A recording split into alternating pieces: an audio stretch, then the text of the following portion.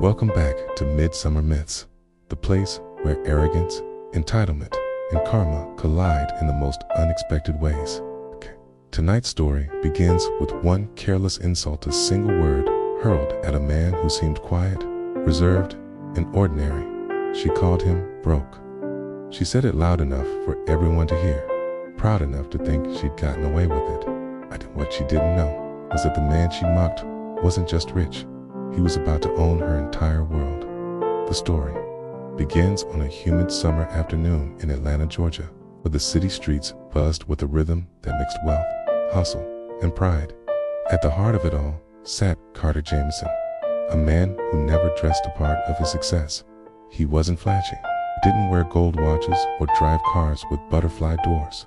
His suits were clean but plain, his shoes practical, his smile reserved.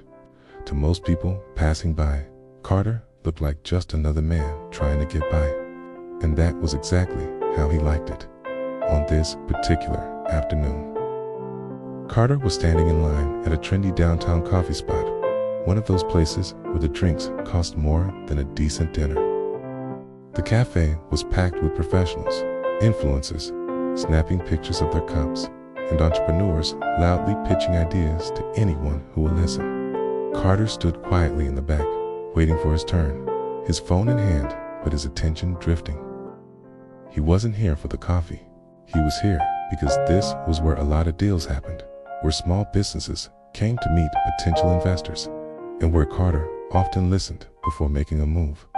Just ahead of him in line was a woman who looked like she owned the place, or at least she carried herself like she thought she did.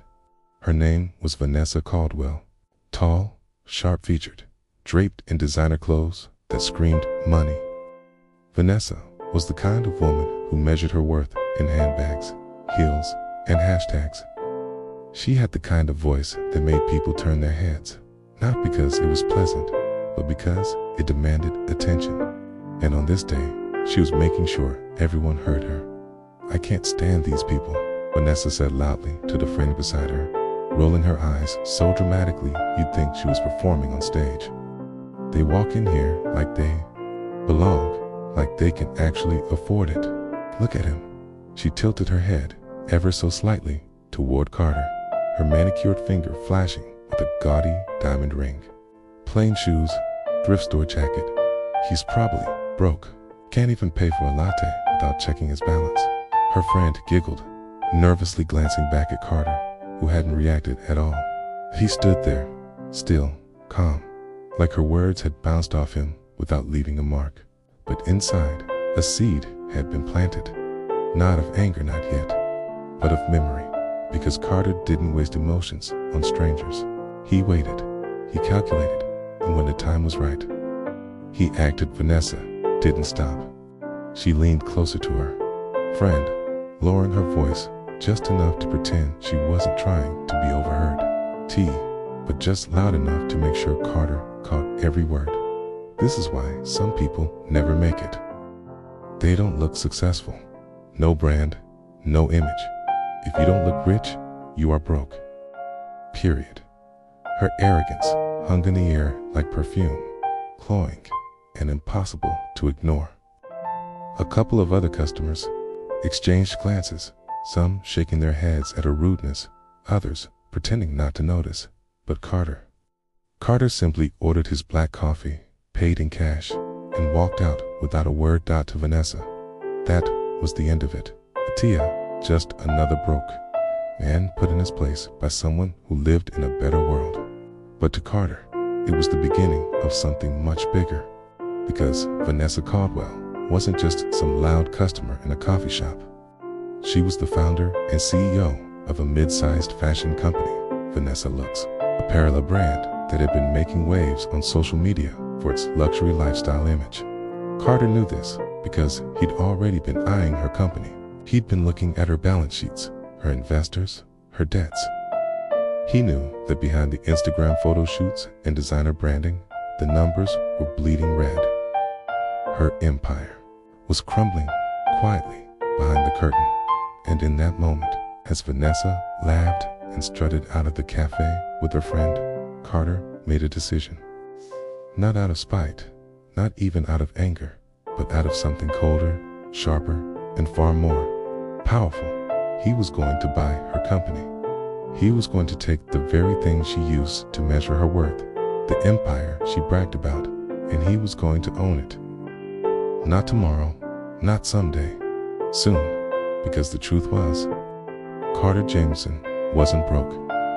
He was a silent millionaire, the kind who built wealth quietly, investing in startups, just rescuing businesses from the brink and turning them into gold mines. He didn't flaunt his money, but he had more than enough to buy everything Vanessa thought made her special. And now he had a reason to do it, but he wouldn't do it with anger. He would do it with patience. He would do it in a way that made her feel untouchable, right up until the ground crumbled beneath her. And when the papers were signed, when her company belonged to him, when she looked at him with disbelief and horror, only then would he remind her of the day she called him broke. And that's when the real story begins.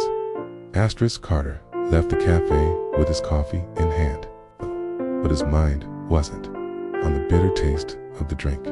It was on Vanessa's laugh. It's that sharp, cruel laugh that carried through the air like a challenge. He'd been insulted before. Of course, sexist attracts envy, but something about the way Vanessa had dismissed him stuck. It wasn't just arrogance. It was ignorance.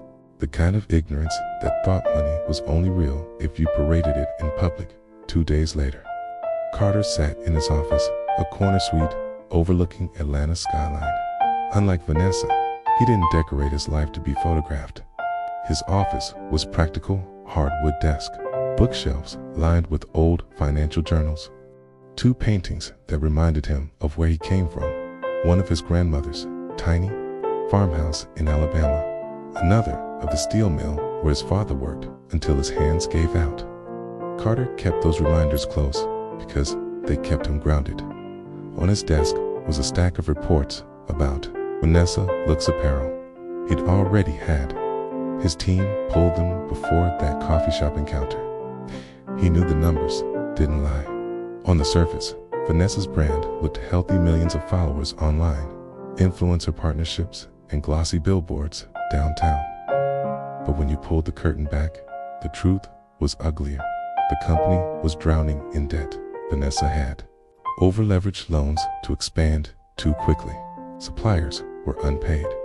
Rent on her flagship store was 3 months overdue. Most dangerously, her investors were getting nervous.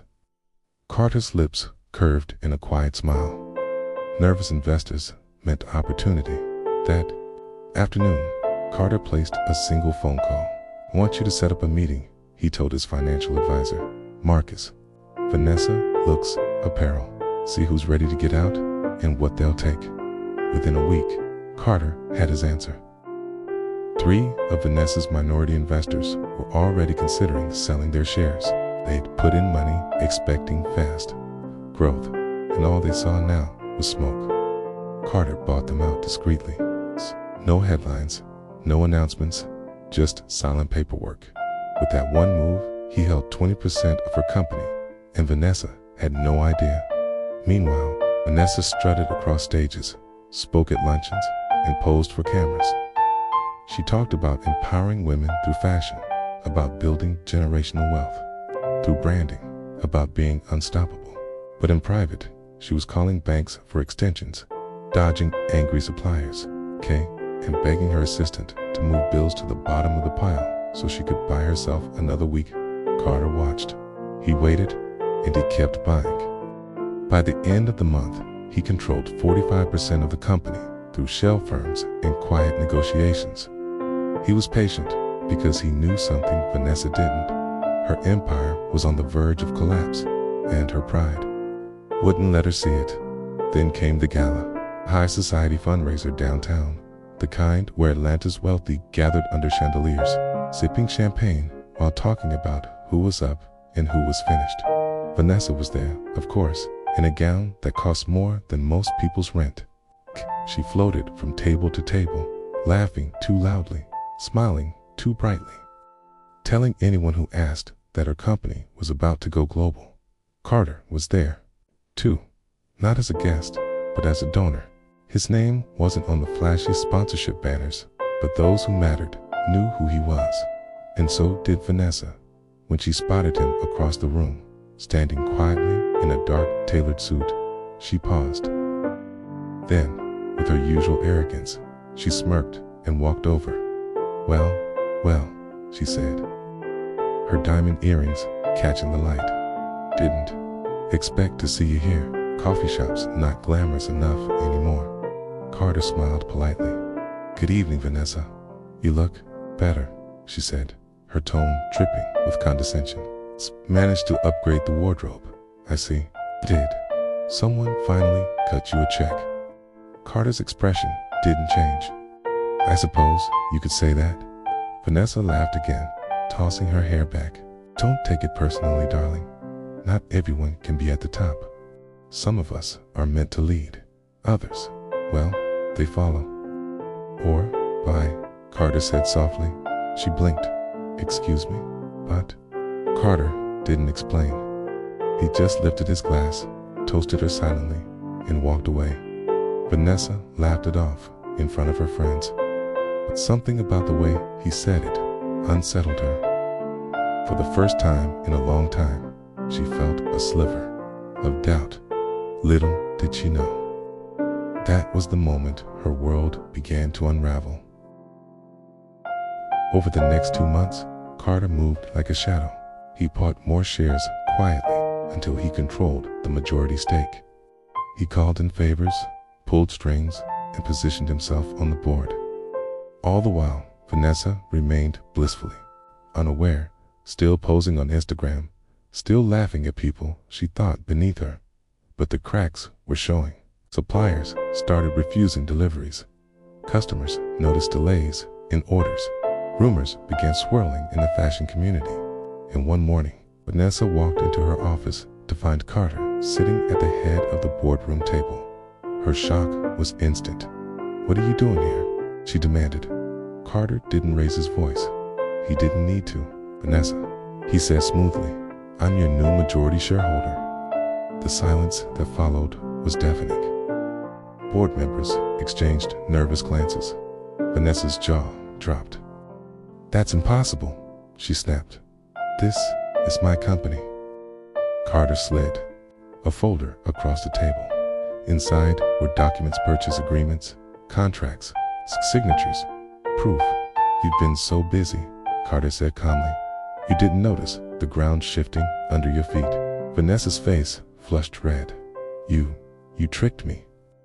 "No," Carter corrected, his voice firm but quiet. "You underestimated me." The board voted that day to appoint Carter as acting CEO until the financial crisis was resolved. Vanessa was left with the title, but no power, her empire slipping through her fingers. And for the first time in years, she had no clever laugh to hide behind. Carter's leadership turned the company around. He cut wasteful spending, renegotiated supplier contracts, and launched new marketing campaigns. Investors returned, profits grew, and within a year, Vanessa Looks Apparel was stronger than ever under his control. Vanessa, meanwhile, spiraled. She tried to undermine him publicly, but every attempt backfired. She tried to rally her followers online. But the truth was clear. Carter had saved the brand she had nearly destroyed. The final blow came at the company's annual conference. Carter walked on stage, calm and composed, while Vanessa stood in the wings, fuming. He told the story of rebuilding the company, of taking something fragile and making it strong again. And then, with the entire staff and press watching, he paused. "There's something you all should know," he said, turning toward Vanessa. "This company once belonged to someone who looked at me and said I was broke. She judged me not by my character, not by my vision, but by my shoes and my jacket. She thought wealth was measured in logos. She was wrong." The crowd erupted in whispers. Vanessa's face went pale. "And now," Carter finished, his voice steady, "I own what she built. Not because I wanted revenge, but because arrogance is fragile and humility is powerful." Vanessa never recovered. Her name remained on the brand, but only as a ghost of its origins. She faded from the spotlight, her pride crushed by the very man she mocked. Carter, however, thrived. He didn't flaunt his victory. He didn't need to. His revenge wasn't loud, silent, devastating, and complete. And every now and then, when he passed that same coffee shop, Carter would remember the day it all began. One word, broke, spoken, carelessly by someone who thought she was untouchable. But in the end, the irony was undeniable. She called him broke. Hey, and he bought her company. And that's the myth unraveled tonight on Midsummer. Myths. Remember, those who laugh the loudest often fall the hardest. If you enjoyed this story, don't forget to like, subscribe, and stay tuned, because the next myth may be unfolding right in your neighborhood.